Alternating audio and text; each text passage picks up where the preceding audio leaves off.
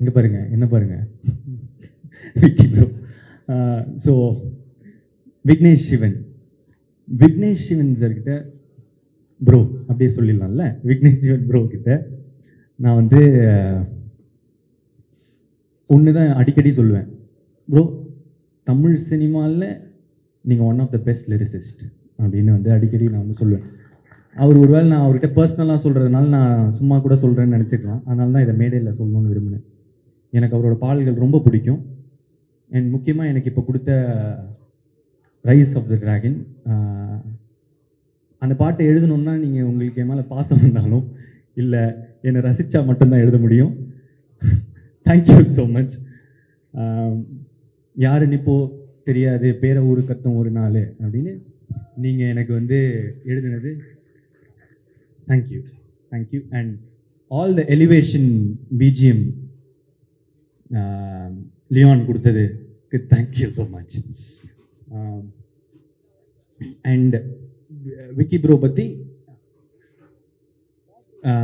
டைரக்டராகவும் சரி ஃப்ரெண்டாகவும் சரி இன்னும் நிறைய பேசணும். அதுக்கு வந்து வேற ஒரு மேடை சீக்கிரமாக ஒன்று வரும். ஸோ அங்கே மீதி. அடுத்து கோசேஷா, யா,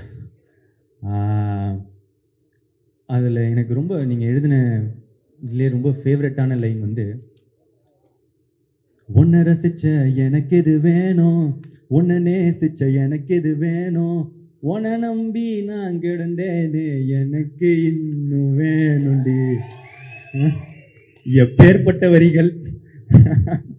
ஸோ நம்மளோட ஃபேவரட் லைன் அது. Thank you so much again. அதுக்கப்புறம் அப்பெல்லோ, ரொம்ப புது talent, thank you again.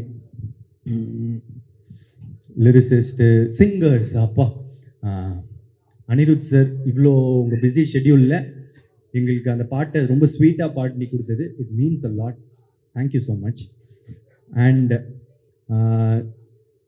Sid Sriram sir, எனக்கு வந்து என்னை விட்டு உயிர் போனாலும் கொடுத்தீங்க, டைரக்டருக்கு வந்து கதைப்போமா கொடுத்தீங்க, இப்போ எங்களுக்கு வந்து வழித்துணையை கொடுத்துருக்கீங்க, தேங்க்யூ. அதே பாட்டில் சஞ்சனா பாடியிருக்காங்க, ரொம்ப நல்லா பாடியிருக்காங்க, தேங்க்யூ. அப்புறம்